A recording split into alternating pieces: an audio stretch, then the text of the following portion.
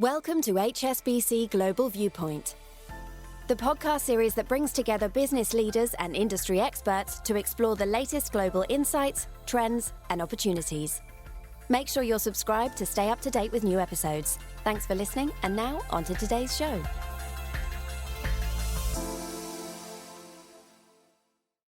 This is a podcast from HSBC Global Research, available on Apple Podcasts and Spotify. However you're listening, analyst certifications, disclosures, and disclaimers must be viewed on the link attached to your media player.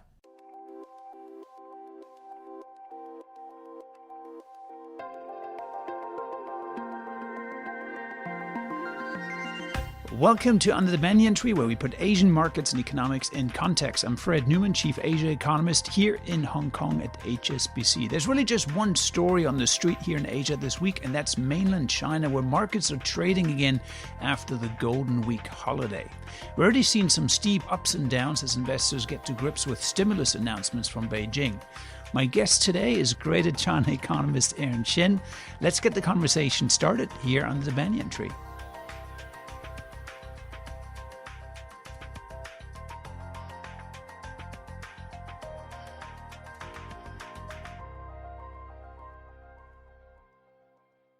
Let's start with a quick recap of the picture in mainland China. Last month, the government surprised everyone with a raft of stimulus measures designed to shore up the economy, and investors liked what they were hearing. Trading then paused for the Golden Week holiday last week, which was followed by a big rally when markets reopened again on Tuesday. But that rally fizzled when stimulus plans were outlined at a government press conference, which investors found a little bit underwhelming. Let's bring in Erin for a wider view on the Chinese economic outlook. Erin, welcome to the podcast. Thank you for having me. So, Erin, let's put some context around here. Let's put markets aside for a little bit. Up until late September, how would you characterize the economic trajectory in China? What were the high-frequency data telling you about really where we're going? Was it strengthening? Was it weakening? What was the momentum like? How would you characterize that? Yeah, so there's been downward pressure on the economy for some time now. We had a miss in Q2 GDP growth. We also saw from some of the higher frequency monthly data that consumption has started to lose some of its legs.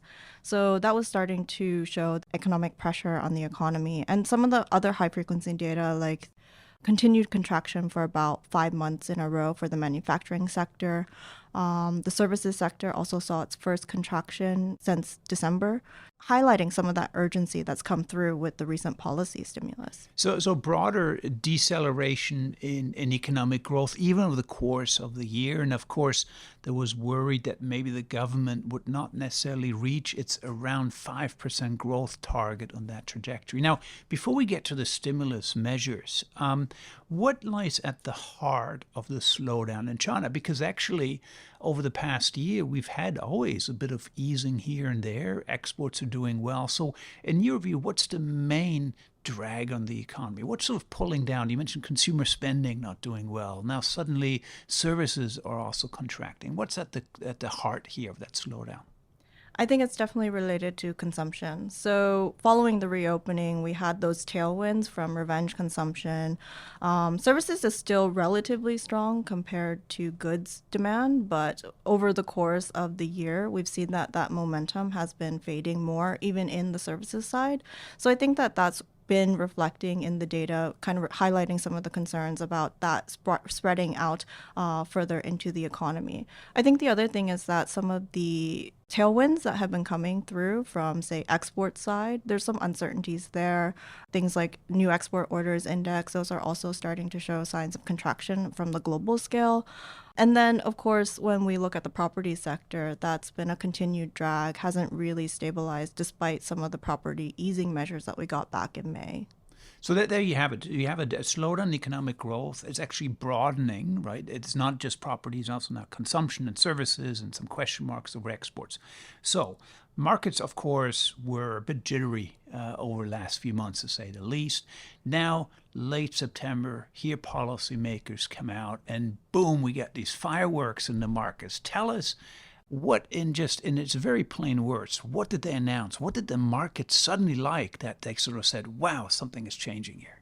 So I think there's some misconception about what's actually been announced and what hasn't. And I think it's really important to take a moment to clarify what's been announced. So in the September 24th meeting, they had interest rate cuts, they had triple R cuts, they had these new monetary tools. The triple R cuts are reserve requirement ratio cuts, which inject liquidity into the financial Right. system. Yeah, so interest rate cuts and liquidity injections. Yes. So those were a little bit larger than we typically see. But what was more interesting is that they had these new tools for the stock market. So those would be swap facilities as well as the relending tools for stock buybacks. So this is just sort of in layman terms, this is essentially a way to provide liquidity or lending capacity to people who are investing in equities in order to help buying power on the equity market, in a nutshell. Yeah, but the thing is, these facilities, they've been announced, but they actually haven't been implemented yet. Those details aren't out yet. But of course, because they are focused on the equity markets, there's been a lot more interest, a lot more sentiment turnaround in the related equity markets over the course of this. But then shortly after that, I think the other shift in tone was in the Politburo meeting a few days later on the 26th. And there was a lot more urgency, really calling for a step up in countercyclical support from both monetary and fiscal side. So fiscal is the last shoe to drop, and that hasn't been announced yet. So we'll get to fiscal in a second. So the Politburo, of course, is one of the highest, or even the highest committee that decides really the broad direction of economic policy. And that's why it was so, I guess, important, because these guys signaled we are actually concerned about this. We want to have more support for the economy, right? So there was a lot of signaling in the package, which the market liked. But then we went away on holiday. Everybody enjoyed the Golden Week kind of holiday. The stock market was closed. And then we came back. The market reopens in China, and there was fairly positive momentum. But then we had an important meeting by the planning agency in China, and that was a bit disappointing. Why? Yeah, so the NDRC, the National Development and Reform Committee, that was the first policy-making meeting that was held right after the holidays. So there's a lot of expectation that perhaps some of this fiscal stimulus, which hasn't yet been announced, that would be where they would come through with that. I think that some of the expectations around this NDRC meeting were a bit misplaced, though. Which is that planning committee? Yes. So this meeting, there's been a lot of expectation building up in the markets that there could be a fiscal package anywhere from 2 to up to 10 trillion RMB. So that's 1.6% of GDP to 8% of GDP. Those would be quite sizable. Yeah, that's quite a lot. But perhaps, the way to look at it is the NDRC is not in charge of the Treasury. So I think that we shouldn't necessarily have had this high expectation that the fiscal stimulus would come through then. So what you're saying is investors were a bit impatient. They expected a big fiscal package.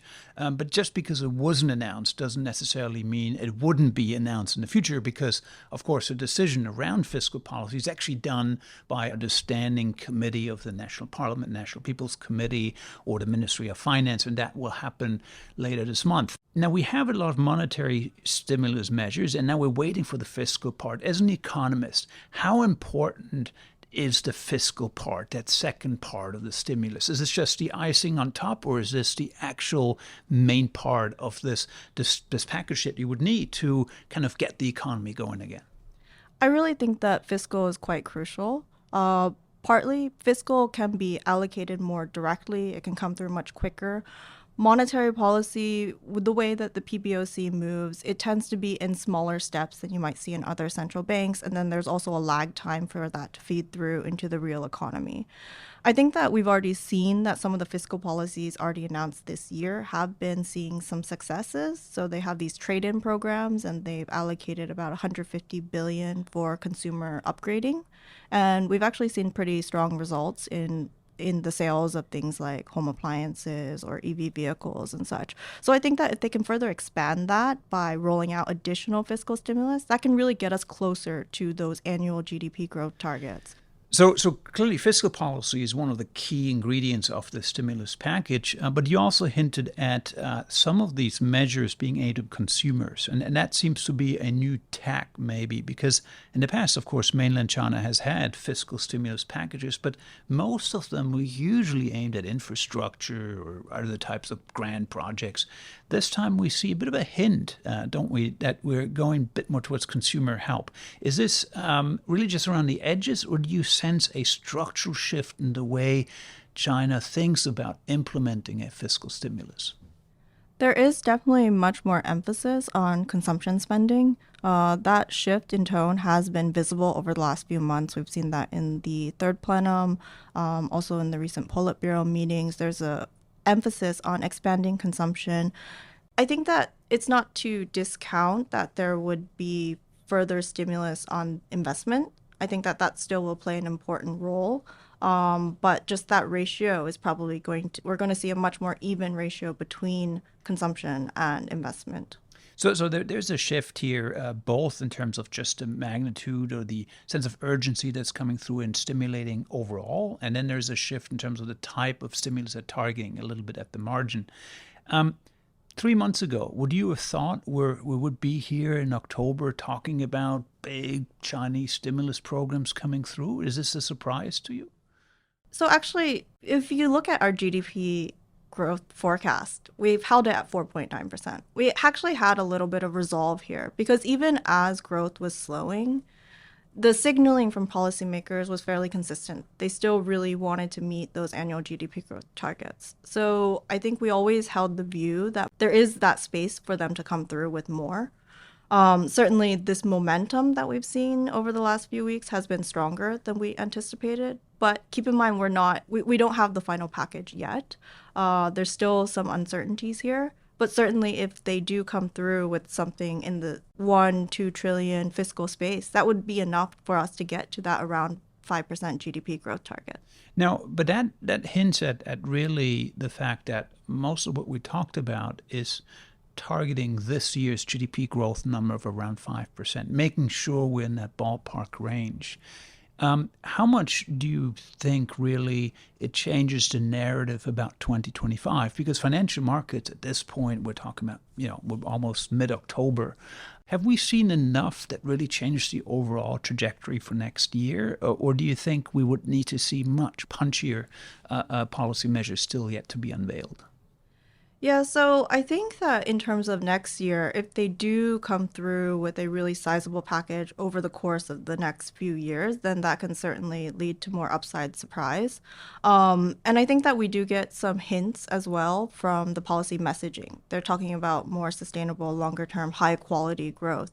And even though in the near term, a lot of the measures that have been announced are cyclically focused, very short-term in nature, I think they are trying to align that more with the structural side. So thinking about China's longer-term transition growth, and then thinking also about the allocation of where that funding can go, as we've been discussing, more towards consumption, because the longer-term growth for China is probably going to be more in that regard towards consumption-based growth.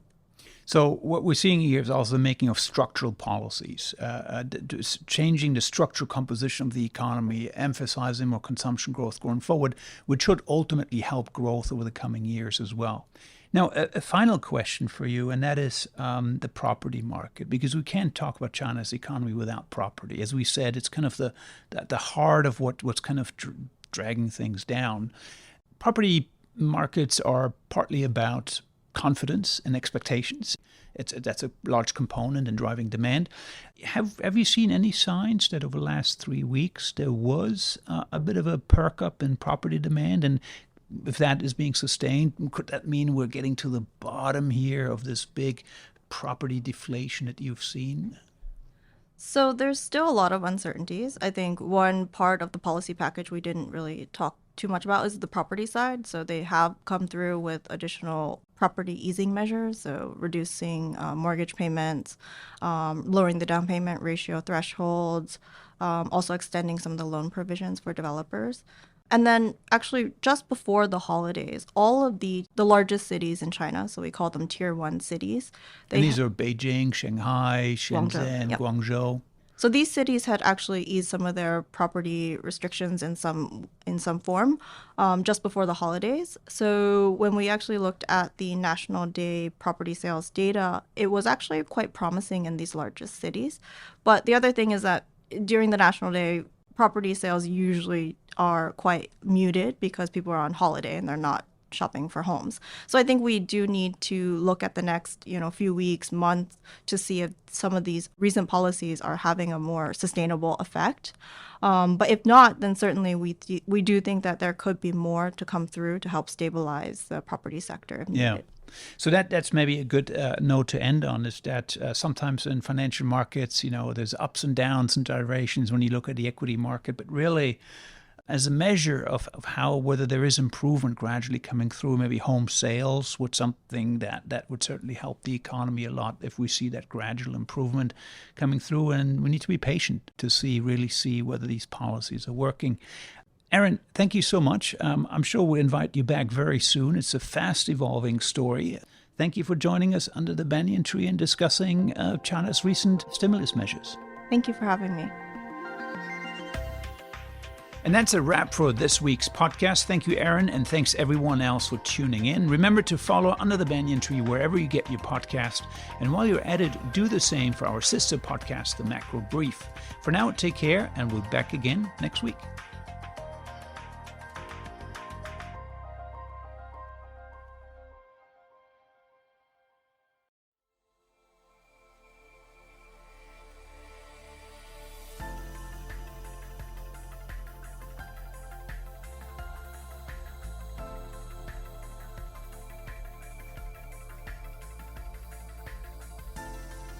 Thank you for joining us at HSBC Global Viewpoint. We hope you enjoyed the discussion. Make sure you're subscribed to stay up to date with new episodes.